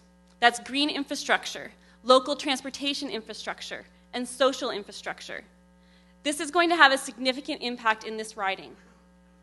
Second, the protection of our local environment needs to be our highest priority. That is the key link to building our local economy. The Liberal approach in linking environmental and economic issues makes the most sense in a riding like Parry, Muskoka.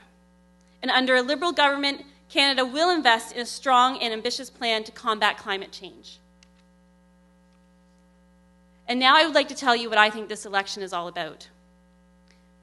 A majority of people in this riding and across the country believe that Stephen Harper and his government need to be replaced. Harper and his party have the wrong priorities. Rather than favoring elite groups, we need to focus on a plan that is fair to the majority of people.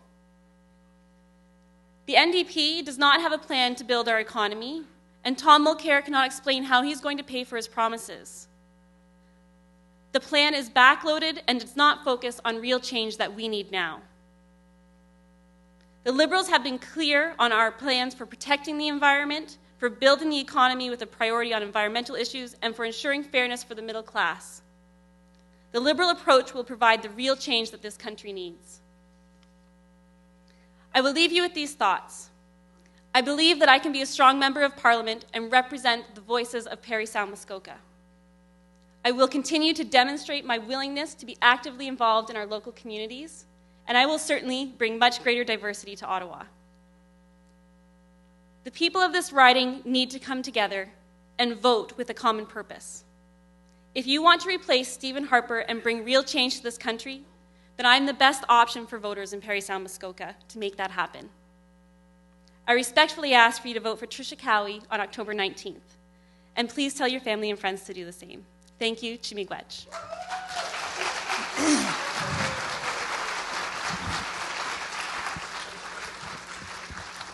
Glenn Hodgson. Thank you. And once again, thank you to the organizers for providing me with the forum to speak to all of you. And again, thanks to all of you for listening and being mostly civil throughout most of the debate. Much appreciated. And, thanks to my fellow candidates for often acknowledging the Green Party platform, and Gordy for pointing out that, yes, the Green has very clear and forward-thinking issues and ideas on several issues. But I do want to address what Gordy did say, and something that sometimes people forget.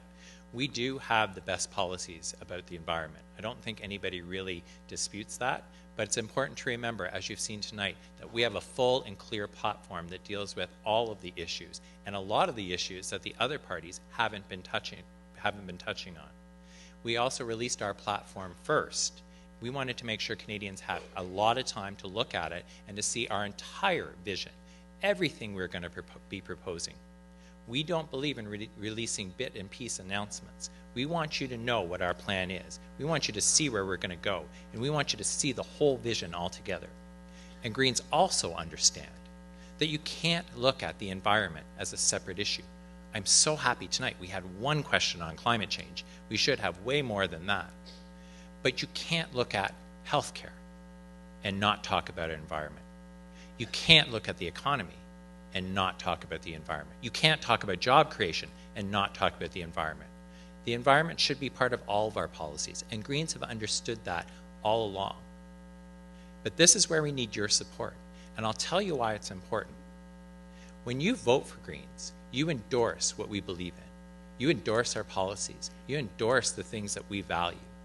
And what happens is, even if the Greens don't form a majority government, I think we're close to forming a majority, but I'm not sure if we're going to get there quite yet.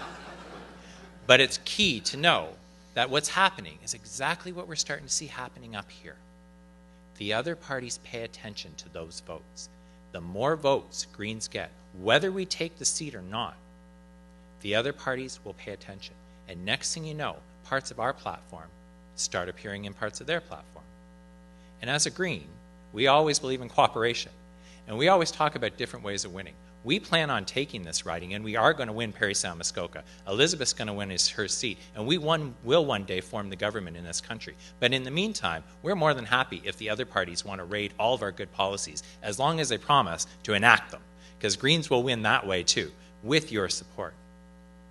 There's a couple of things I do want to talk about too. Some numbers. I want to bring up some numbers. First one I'll bring up is the number 2. And 2 represents the amount of debates that Elizabeth May, my democratically elected leader of a national party, has been barred from attending.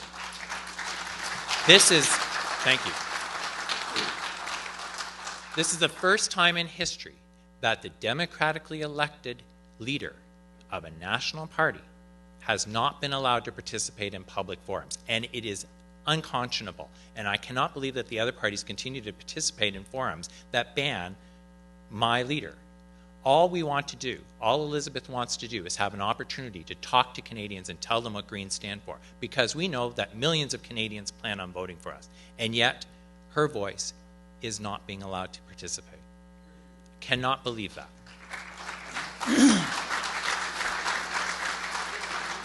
Some other numbers while I have time. $28,000, the average student debt loan. 14%. The average student unemployment rate, youth unemployment rate, twice as much as the national average. And yet, where are the policies? Where's the statements about that? Greens have come out very clearly. We have said, and we're the only party that says, it is time to eliminate post-secondary fees. It should never be a barrier. Finances should never be a barrier for people to get education and be able to improve their lives and get better jobs. Greens are the only ones that are committed to taking away that burden. Another number, 1.3 million Canadians that are currently suffering from or are leading towards suffering from Alzheimer's or dementia. Our healthcare system is in crisis, but I'm not hearing the other parties come up with a comprehensive plan to deal with it. And I worry about a crisis that gets created, because sometimes I wonder about what their plans are to deal with that crisis, and I believe it's privatization. There are other numbers that we need to be aware of. 2 degrees rise in global warming, in worldwide temperatures before irreversible global warming happens. All of these things we need to remember. And on October 19th, I need your help to represent you and to represent Canadians and to take back our government. On October 19th, I respectfully ask that you support Glenn Hodson and the Green Party. Thank you.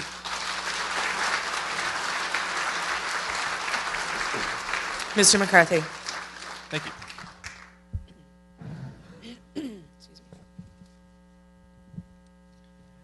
Great. Thank you, everyone, for taking the time to be here today and sharing your priorities. I hope you've found this opportunity a good opportunity to ask your questions. And if anyone was still waiting for their chance to ask a question, I'd be happy to answer it at the table afterwards. So I want you to know that I'm listening, and then that if I have the privilege of representing you, I will continue to listen. I'm proud to stand here to represent the NDP, the party of hope and optimism, the party with the highest number of women candidates, not just our history, but in the history of Canada.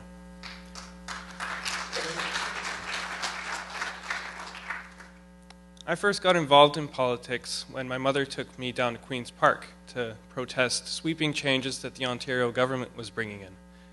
I'm very proud to have such a strong female role model who is currently serving as a school board trustee. I'm also very proud of my brother, who is pushing the yardstick further for LGBTQ rights.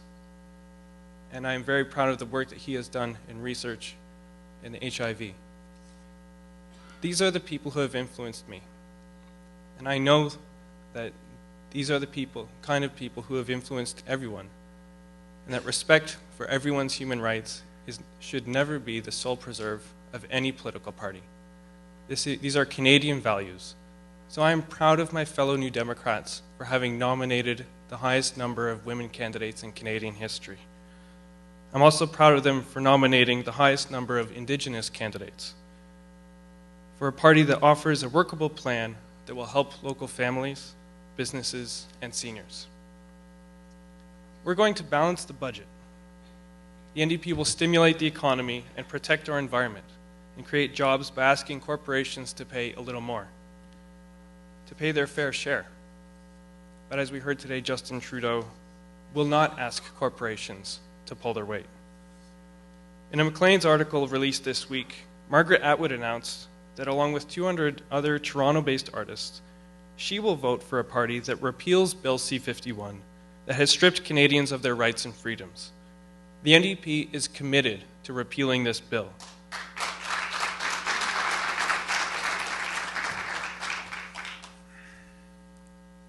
And when I go door to door, I hear about the struggles of our families in our community. I hear about how they find difficulty finding a job. I've also spoken with parents who can't afford quality childcare, parents who have to make excruciating decisions like if they both need to work, one of them will have to work night shifts and they'll never get to see each other because they simply can't afford childcare. I hear the stress in people's voices when they talk about having a secure and stable retirement. I hear their anxiety when they talk about caring for the environment and developing an adequate response to climate change, which is why I'm happy to say that Tom Mulcair has committed to bringing concrete targets for Canada at the Paris Climate Change Conference in December. We will introduce a national plan to bring down carbon emissions, but we will make sure that if provinces do have their own responsible plan, that we will support them and we will make sure that the national target is reached. I also hear the anger when people talk about how veterans are treated. I hear their frustration about driving on crumbling roads or trying to find affordable housing. Canadians are ready for change in Ottawa. But Stephen Harper has the worst job creation rate record since the Second World War and the worst economic growth record since the Great Depression. And it's been families and seniors in this community who have borne the brunt. 200,000 Canadians are out of work, 200,000 more than the last recession in 2008. In that time, we've lost 400,000 manufacturing jobs, jobs that supported families and retirements. With a record like this, Stephen Harper just doesn't deserve another 4 years.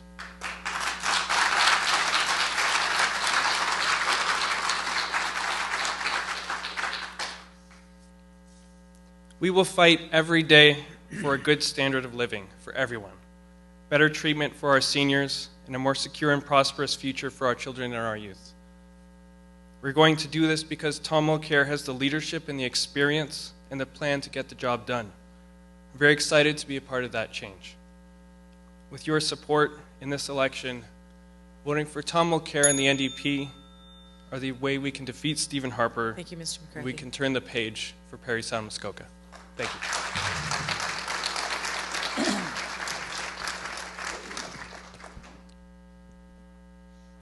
I'm looking out at the audience tonight, and I'm seeing faces I saw in Parry Sound, in Bracebridge, and some of you have been to 3 or 4 of these things, I think, and so you must enjoy it. I hope it provides good entertainment. But this is something you should continue after the election, because you're going to still have these problems after the election, and you should continue to hold these meetings and hold whoever's elected to account for what they're doing. In any event, I'm going to read you now my party's platform, and tell you there'll be copies downstairs too. The Marxist-Leninist Party is calling for a new direction for the economy that upholds public right, not monopoly right.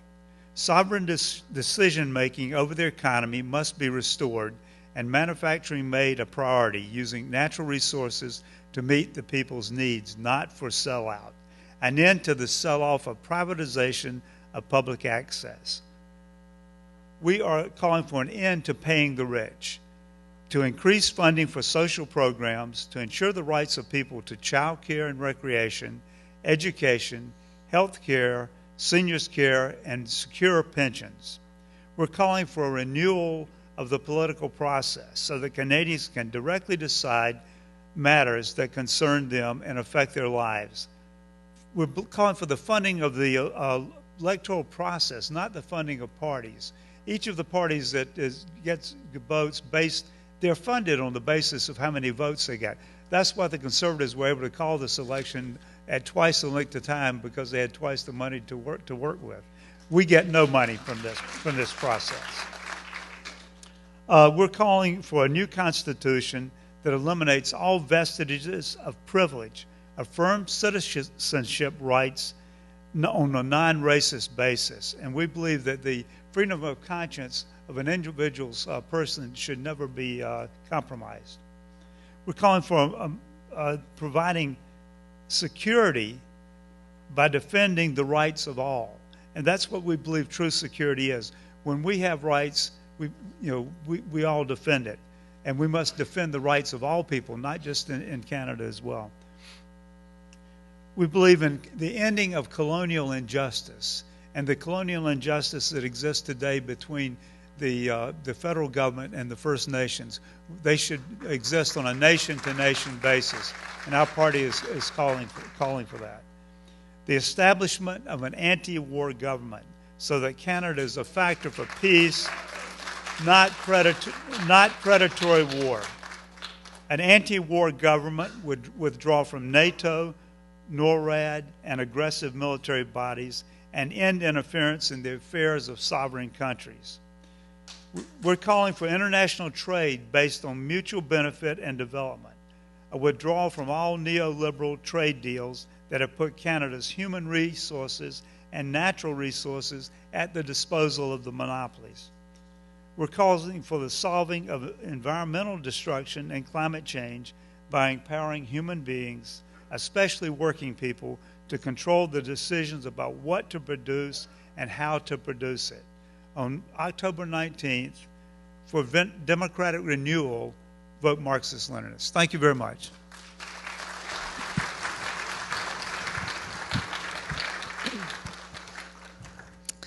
Ladies and gentlemen, please join me in thanking our candidates.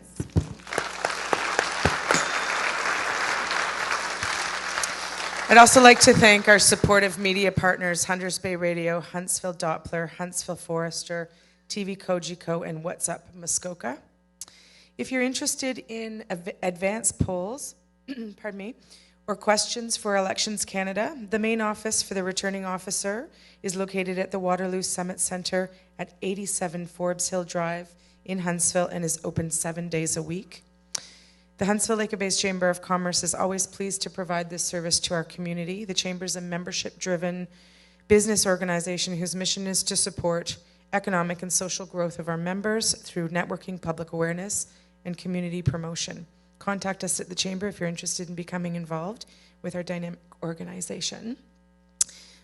If I could just ask our candidates to stay on the stage when we're finished for some photo ops. Otherwise, thank you all for coming and drive home safely.